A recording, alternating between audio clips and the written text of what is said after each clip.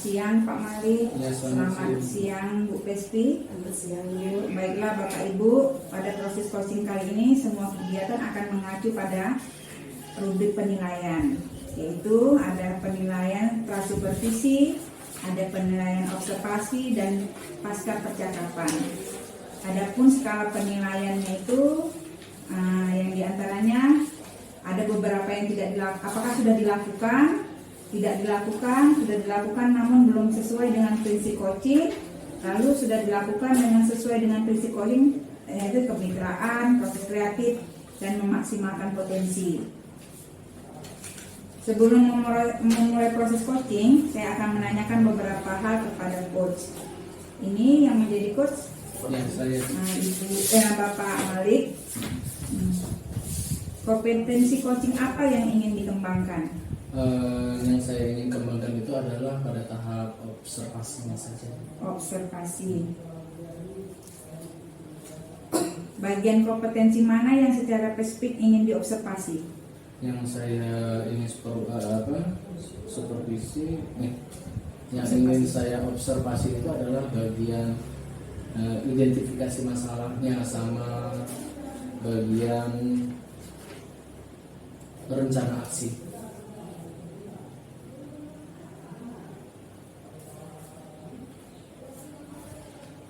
Nomor 3, apa indikator ketercapaian dari tujuan pengembangan yang ingin dilakukan? Ya, indikatornya itu saya berusaha untuk memberikan solusi yang terbaik dari permasalahan yang dihadapi oleh coach ya, rencananya coach.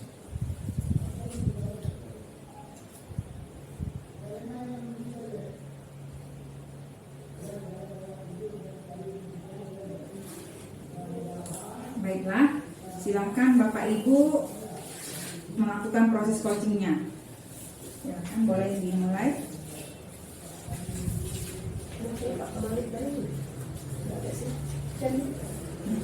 Ini kan punya Oke. Yang mulai bisa mulai. Assalamualaikum, selamat siang Pak Malik. Waalaikumsalam. Selamat siang Bu PSP. Apa kabar Bu? Kok kelihatannya hari ini beda ya? Baik Pak, begitu ya Pak ya. Begini Pak, ada yang mau saya diskusikan. Apa Bapak punya waktu sebentar? Oh iya, silakan Bu, nggak apa-apa, silakan. Ada masalah apa nih Bu? Ini Pak soal anak kelas 3 IPS. Jadi sejak kelas 3 IPS itu digabung, itu saya sedikit kesulitan dalam menghadapi anak kelas 3 itu Pak. Kesulitan apa itu ya Bu? Ini Pak, saya kan ngajar di jam terakhir. Jadi kemudian mata pelajaran saya juga PPKN. Bapak kan maklum kalau PPKN itu di jam terakhir kondisinya seperti apa. Iya Bu.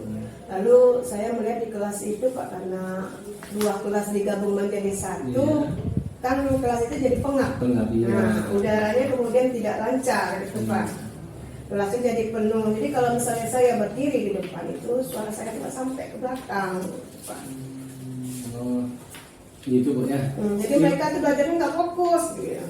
Masalah ini udah Ibu bicarakan dengan kepala sekolah? Untuk kepala sekolah sih belum Pak, cuman saya sudah bicara dengan wakil kurikulum. Tapi kata wakil kurikulum itu sudah menjadi aturan dari sekolah seperti itu. Menurut Ibu yang membuat anak-anak itu tidak fokus apa ya Pak? Mungkin Pak, karena saya bilang tadi, karena kelas itu sudah terlalu penuh. Dulu waktu masih dibagi dua kelas, saya masih bisa mengatasinya. Terus apa lagi kalau menurut Ibu selain daripada itu? Mungkin juga karena siswanya sudah kelelahan ya Pak ya, ini jam terakhir. Atau mungkin juga mereka sudah bosan dengan cara saya mengajar Pak. Jadi saya menangkap yang saya tangkap di sini, anak IPS itu yang pertama tidak fokus dan tidak semangat belajar karena pertama kelas mereka itu pengap kan gitu bukan? Siswanya terlalu penuh. Yang kedua mungkin ada rasa bosan pada mereka dengan cara belajar atau cara ibu dalam penyampaian materi itu kan gitu. Kemudian begitu kan Bu? Menurut saya sih begitu Pak.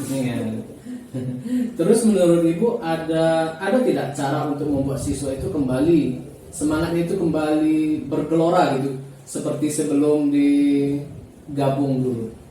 Saya sih pernah waktu itu Pak bikin ice breaking. Cuman memang sih kelas itu jadi hidup. Tapi ada sebagian anak yang mengatakan, ibu ini seperti anak kecil begitu Pak. Iya, karena mungkin masa-masa mereka kan mungkin dalam pemilihan ice breakingnya pun ya tidak sesuai dengan keinginan mereka. Padahal yang Ibu lakukan itu sudah bagus Bu. Nah, berarti Ibu sudah berusaha bagaimana supaya perhatian mereka fokus kembali, kemudian mereka tertarik kembali. Kan seperti itu Bu. Selain itu Ibu melakukan apa lagi Bu selain membuat ice breaking tadi? Saya juga pernah sekali Pak ya, ini kan karena saya baru mencoba-coba, karena saya kan lagi cari situasi bagaimana setelah ini bisa berubah Pak ya. Saya ubah cara metode saya belajar. Yang pertama itu dengan cara berceramah, saya mengubahnya dengan cara menganalisis sebuah kasus. Gitu Pak.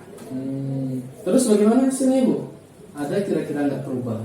Saya sebenarnya takjub Pak dengan hasilnya gitu ya Pak ya. Tadinya si anak ini yang saya tahu dia itu anak yang pendiam, kurang berbicara. Jadi ketika saya mengajar dia cuma diam saja selama ini. Jadi ketika melakukan analisis itu si anak ini nggak berhenti bicara. Maksudnya di sini dia selalu mengungkapkan pendapatnya terhadap kasus itu. Jadi kan itu di luar dari apa yang saya harapkan. Maksudnya ini sebuah kejutan untuk saya. Yang selama ini kita lihat dia pendiam, tiba-tiba dengan adanya kasus seperti ini jadi aktif kan gitu. Iya, dan kelas pun juga hidup Pak. Jadi semua siswa itu kepengennya tuh ngomong. Memang basic mereka kan IPS itu ngomong. Wah, itu langkah yang sangat bagus karena menurut saya Bu, anak IPS itu jadi semangat belajar kembali kan gitu. Kira-kira Ibu akan tetap menggunakan metode ini?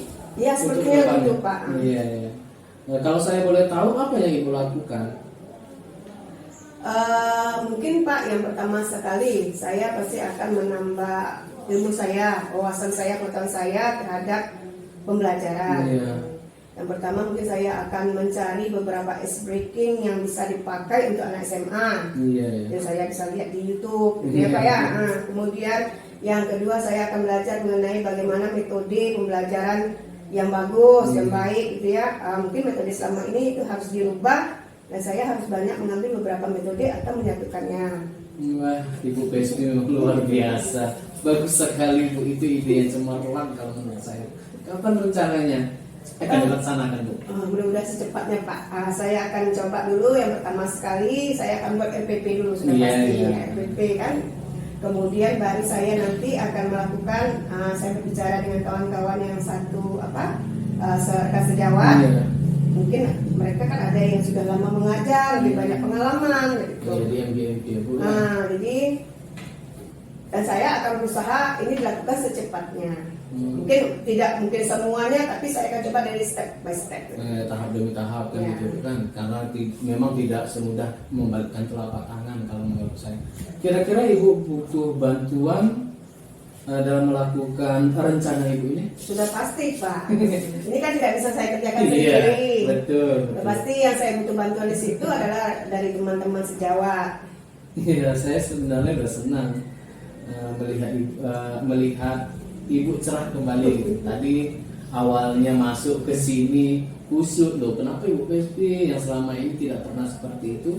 Ya, sekarang udah kembali lagi semangat Ibu. Alhamdulillah. Terima kasih Pak ya. Ini berkat Bapak juga terakhir.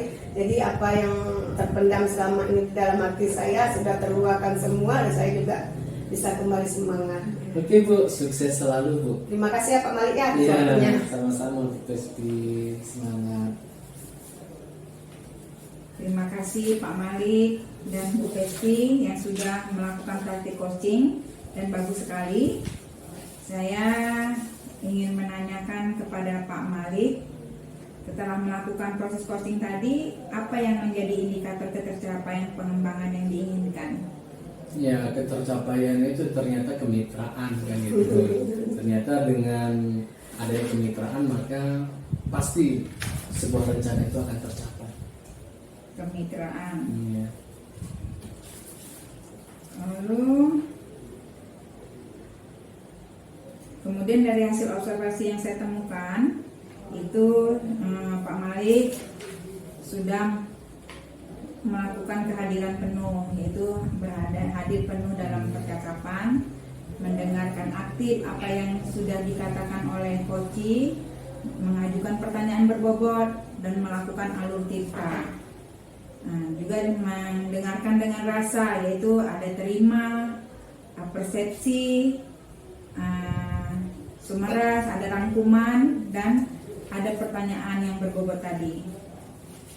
Kompetensi apa lagi yang ingin dicapai Pak Malik selain yang tadi? Ya, selain kalau tadi kan kompetensinya itu ingin mencari solusi yang terbaik itu. Yang ingin saya capai itu adalah menggali kembali. Ya, saya rasa pertanyaan-pertanyaan yang saya berikan itu belum sepenuhnya pertanyaan yang berbobot gitu. Mungkin ya karena menjadi pendengar itu jauh lebih susah daripada berbicara. Iya. Kalau menurut saya itu. Baiklah, demikianlah proses coaching kita pada hari ini. Saya akhiri. Assalamualaikum warahmatullahi wabarakatuh. Waalaikumsalam warahmatullahi wabarakatuh. Terima kasih Bu Dini.